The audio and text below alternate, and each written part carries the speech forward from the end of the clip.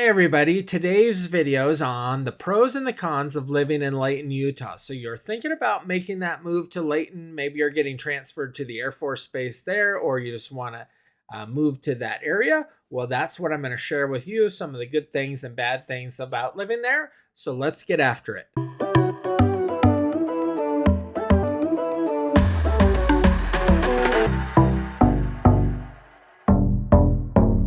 Welcome back, everybody. I'm Greg Spackman. I'm with the Living in Salt Lake City channel. So if you want to learn everything about what it's like to live here, eat here, sleep here, play here in the Salt Lake City area, then this is the right channel for you.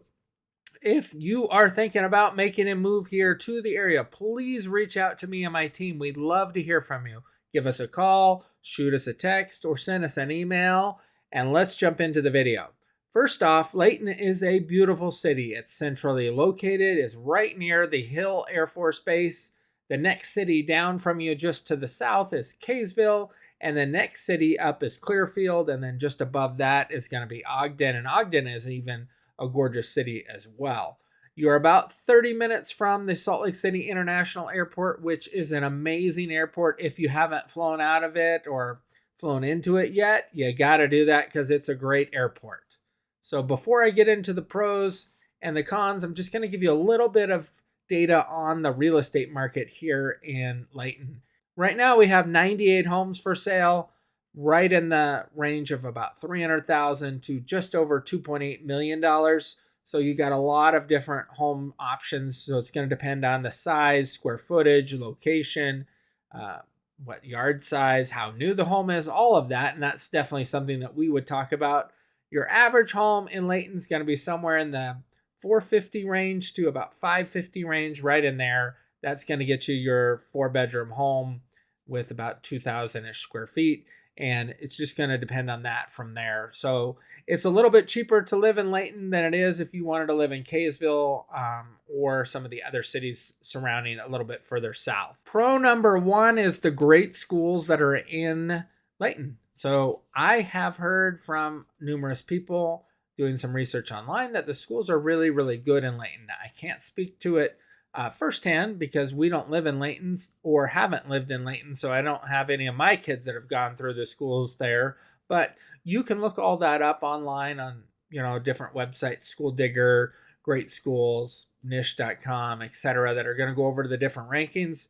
I've just heard that the schools are really good. So that is a plus. Our first con is going to be the jet noise that you're going to hear from the military base. So they do an amazing air show once a year at the air base. So I highly recommend that you go to that. It was super fun when we went. We will definitely be going again this year.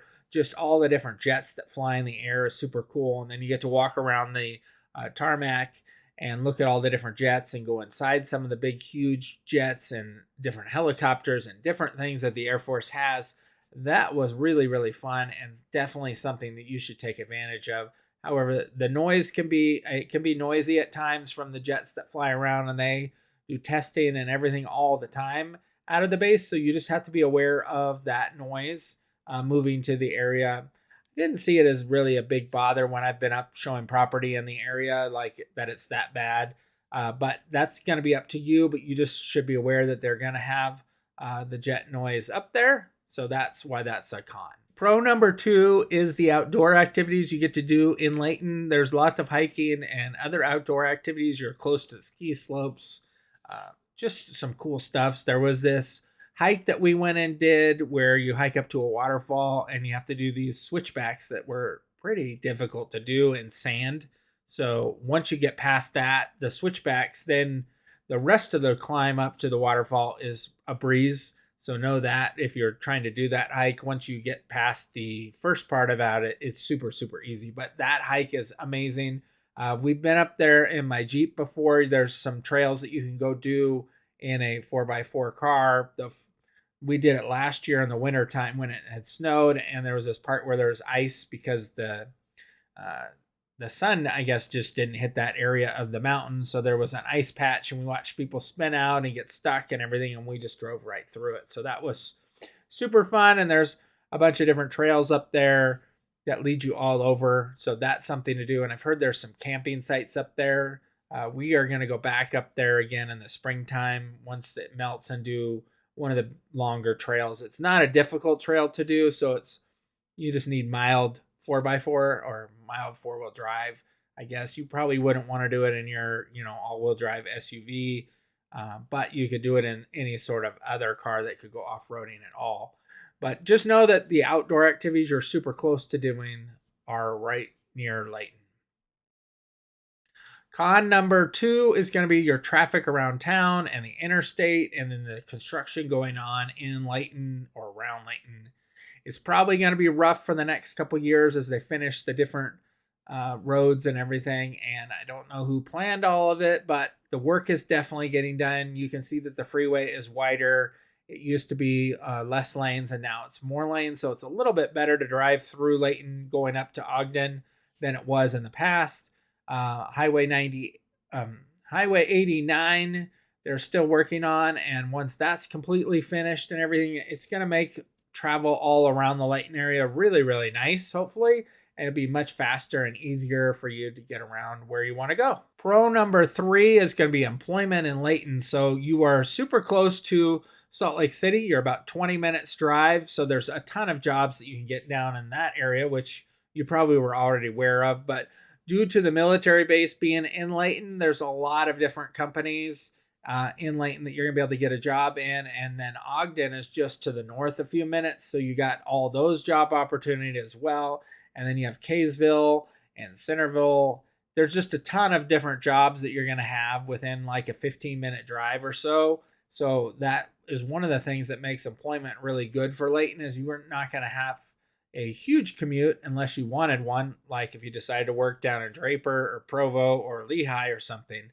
But if you're going to be working in the general area, it's not going to be a bad drive for your commute. My next pro is also my next con, and that's the rankings according to niche.com. So let's go check those out now. Here we are on niche.com. Layton is rated the number 14 best suburb to buy a home in Utah. So that's in the entire state. Overall, they're giving it an A-, public schools. So there we go. Once again, on the schooling, B+ for housing, A, good for families, A- for jobs, C, cost of living, A, outdoor activities, C+ crime and safety, B, nightlife, B+ diversity, B, weather, A for health and fitness, and B+ for commute. So most of those rankings I would definitely just go with. They're mentioning about 80,000 people live in the city, so that's probably pretty close. They say the median home price is $320. It's more like $450 to $480 range for the median home price right now.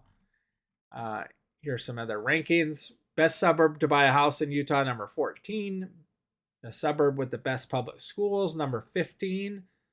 And the best suburb to live in Utah, number 18. So once again, here's your crime and safety stats. As you can see, most of them are below the national average. Pretty much everything is, according to that. So that's really good. Not sure why they gave it a C+, other than maybe assaults are higher. But here's your public schooling, as you can see right there. So those are the rankings. It gets really good rankings, I think. Has good everything. Well, pretty much what you're looking for. So not really any major cons, I guess, other than potentially the crime and safety. And I highly recommend that you do some more research on that online, since it's not something I'm really supposed to discuss much here, other than I can point out what some other websites show for data as well. Pro number 5. This is one of the coolest things about living in Layton, I think. And this is something that we did when we visited my wife's dad, who lived in Kaysville at the time. But you are super close to Antelope Island. So it is awesome. Let me show you where that is real quick. Layton is right here.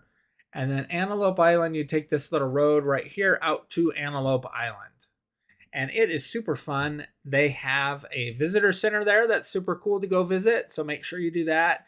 Make sure you drive all over it. It's really cool to see all the different animals that are on there and everything. And since they've had more water in it, it's definitely improved conditions there as well. There's this hike that you can hike up this small mountain. It's not very long hike, but I didn't do it when we went out there the last time.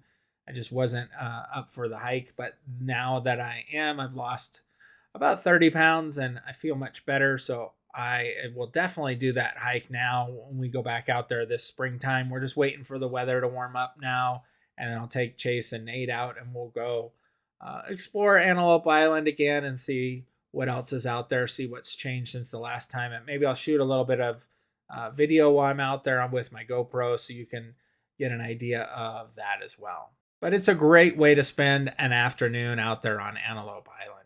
So wanted to end the video on a really positive note, and there are something like 130 different places to eat in Layton. So there's no shortage of food options. And then with all the other cities that are close by, you're just not going to run out of places to eat. Thank you so much for tuning in to the video today. If I can help you in any way make that move here to Layton or anywhere in Utah, please reach out to me. I'd love to hear from you. Give me a call, shoot me a text, send me an email. Let's talk about getting you moved here to Utah.